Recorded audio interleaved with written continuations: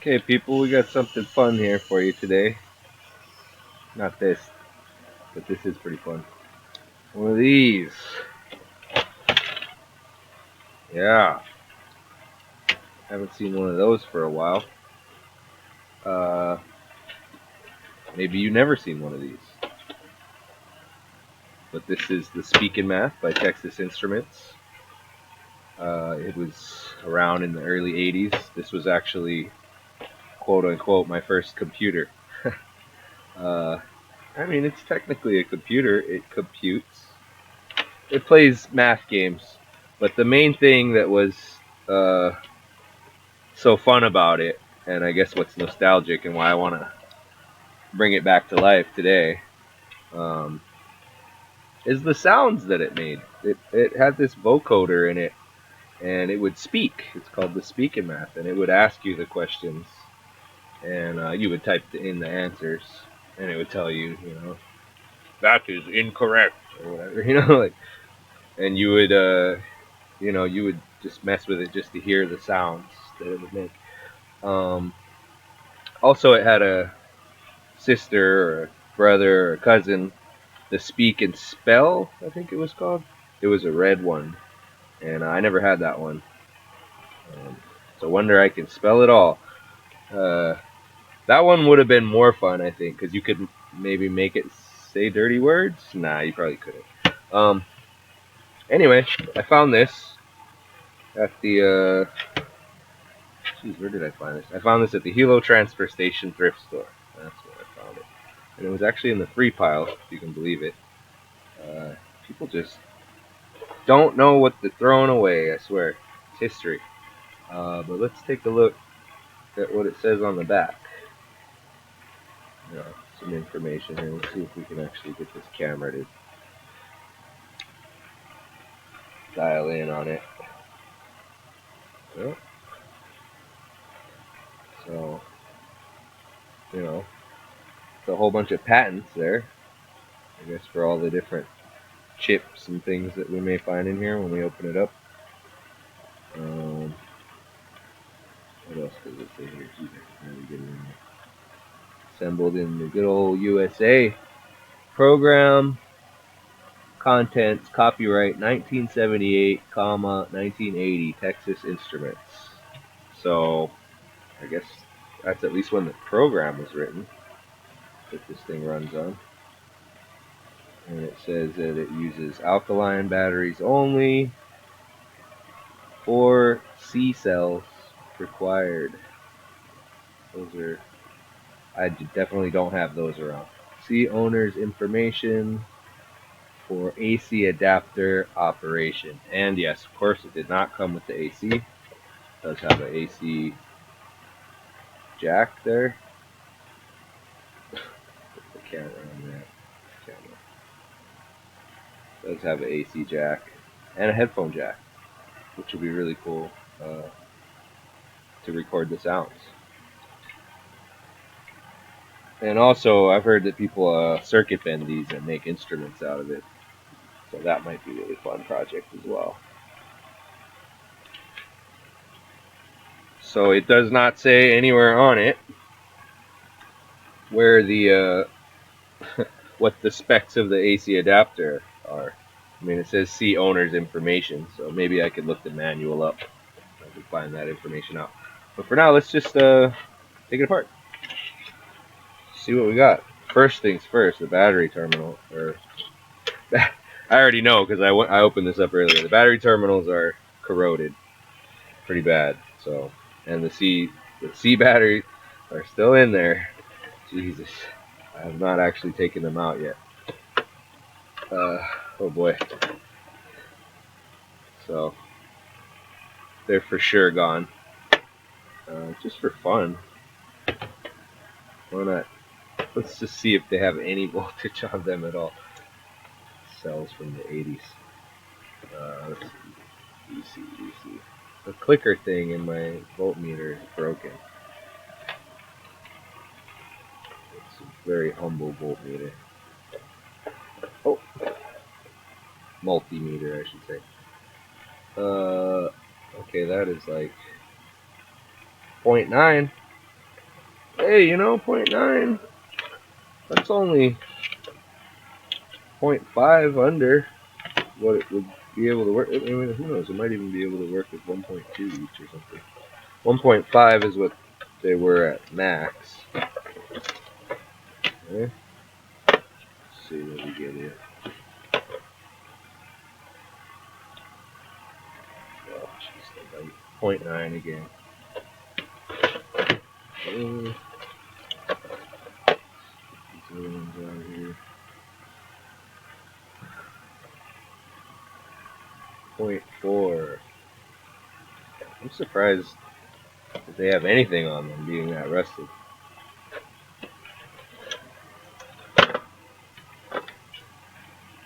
Ever ready.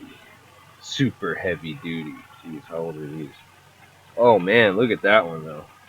That one is like, that's like really bad. There's no way that's gonna read anything. 0.02. A whopping 0.02. Oh my god, these things. What do they have a year on them? Let's see. Can you read that? You can't read that. They do not have a year. But this was battery number 1235 ever made. I don't know.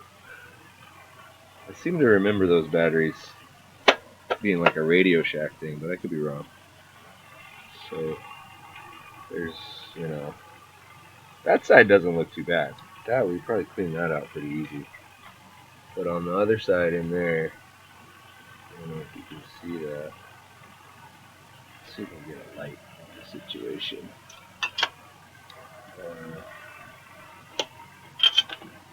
Let's see.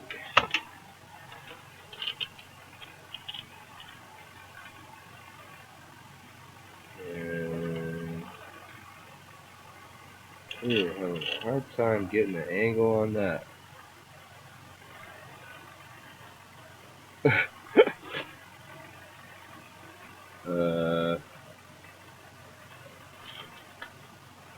No, there's no way. I can get my eyeball in there, but somehow I can't get the camera. That's alright, we're going to take it apart. We'll see it when we take it apart.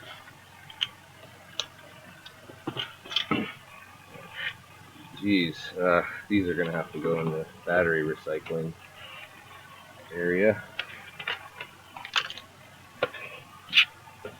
Alright, so it seems like it's got like some clips and a couple of screws. So, start with the screws. Trusty favorite screwdriver out here. Quite a bit of crack on there. Seems like, I don't know, maybe it's never been opened. No, I don't expect to find a lot of corrosion inside here. I expect to find everything looks fine. And just the battery compartment is going to need to be cleaned up. And we're going to need to find some cells for it, or apply 1.5 times 4 to it some other way. 6 volts. Geez, I don't know about these clips though. I really don't want to break it. Screws came off. This is messy.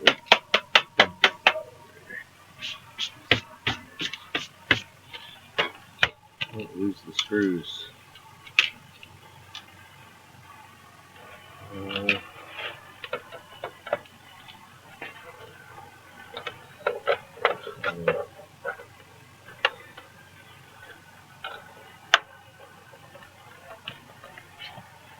Well, I'm getting somewhere there.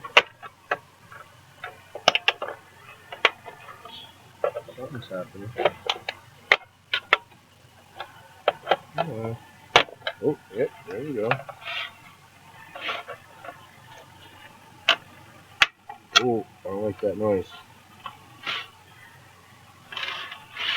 Better not have been anything. Oh, jeez. I don't like that noise either.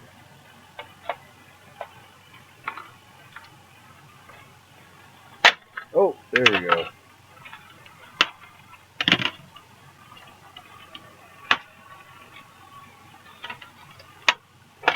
Alright. Alright, came right off. And doesn't look like. Oh, yeah, one of the clips did break. Jeez. Great. You know, whatever. We epoxy that back on there. Who knows if it'll stay. We'll try. Alright, what do we got? What do we got? We have a circuit board. And a speaker. And a battery compartment. And it looks like, you know, this is going to be easy to just maybe take these springs out and soak them in vinegar and baking soda and whatever and try to bring them back. Hopefully there's enough left there. This one seems pretty badly corroded, but easy enough to take out. And there's the speaker here. Let's zoom in on the circuit board here. There's a lot of pins there, a whole lot of pins. Looks like a pretty cool design. This board underneath says Japan on it, PDK. I don't know what that's about. And over here we see a number 104675-10 AE. And then over here, little Texas Instruments logo. Deep logo on this. Classy.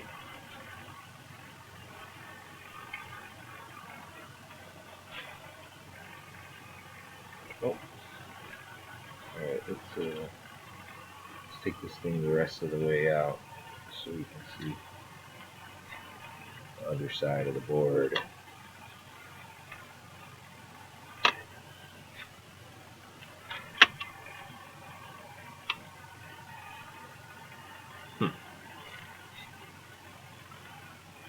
No screws.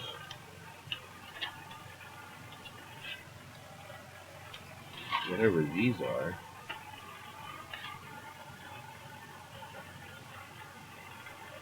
I mean, they look like something broken or something. Break off of somewhere? No. But they're definitely holding it in there. Like kind of.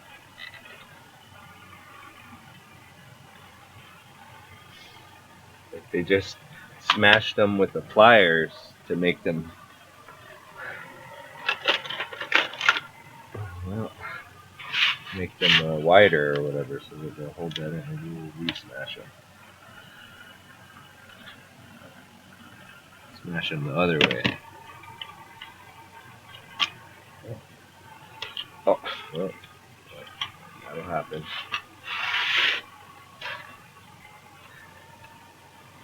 You'll have that. So, doesn't look like I gotta take the speaker too. Unless it has a connector, and it does not.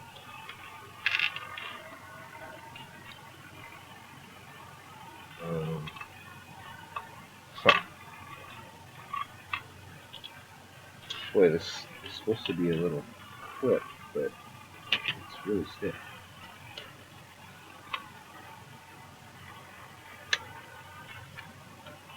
That's definitely how you get it out.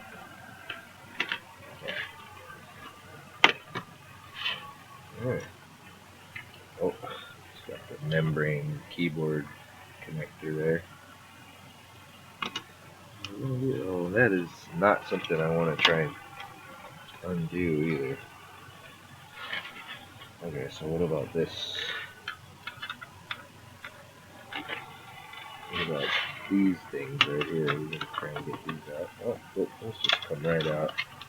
That's no big deal. Now I can swap this thing around a little better, but geez, I really don't want to take that ribbon out. It seems so flimsy.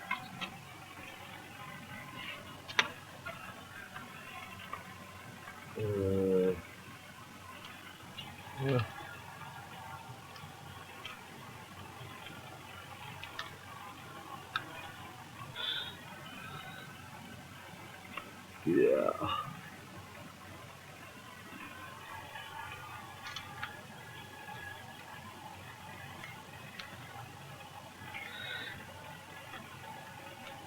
It's coming out. Okay, it comes out.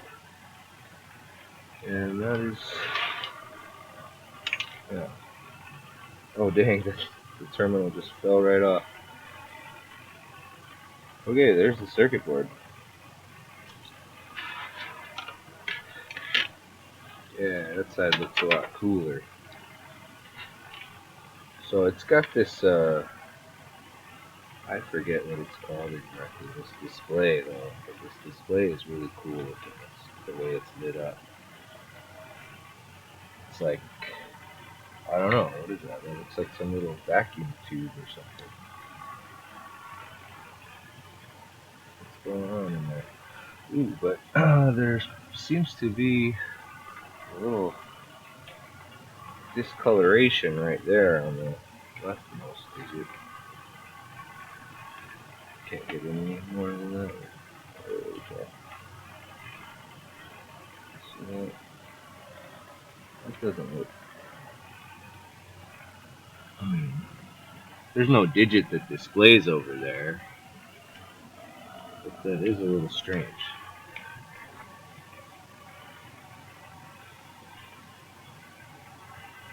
Yeah. So it's got these chips.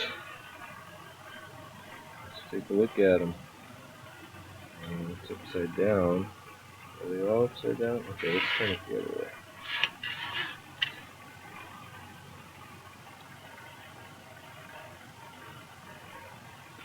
Look at those nice looking resistors. CD2614NL, Philippines. Huh, all these chips were made in the Philippines. So it said made in the USA, but well, not entirely.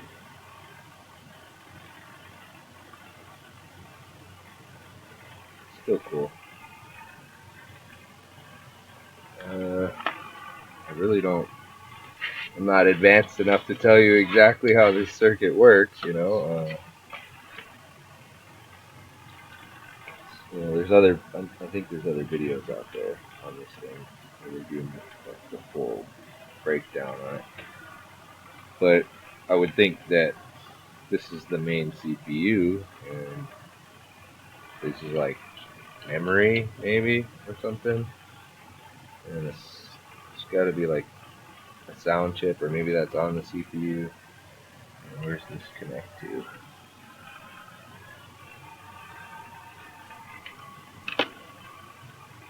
Anyway, this stuff's probably all fine. Just need to clean up these terminals and reconnect them and clean this stuff, clean that real good. And maybe we'll show taking this out too. Because this might just break. This might just fall apart and crumble to pieces right as I'm trying to get it out. I mean, it's looking real bad. The left side not so much, but this right side is really bad. I don't know.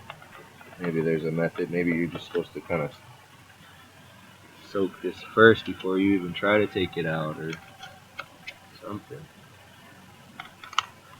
Jeez.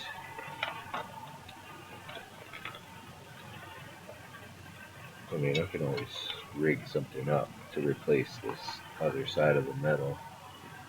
Oh yeah, it's already actually totally cut anyways. So this is basically ruined. This side is ruined. Oh man. Okay. Yeah, left side come out easy. Right side, nah. Oh, oh there we go. Jeez. What a mess. But Don't forget to wear your safety goggles, kids. Having them there on the workbench is not enough. Oh man, that that padding that was right here, it just completely disintegrated. It fell on the floor. I tried to pick it up. It just turned into powder. So speakers, I don't know. I guess I can come up with something else to put there. All right, so everything's taken apart. I'm gonna try and clean this spring and figure something out, get something else going in there, and reattach these onto the wires, and we'll end the video right there. But we'll have a part 2 when it's working.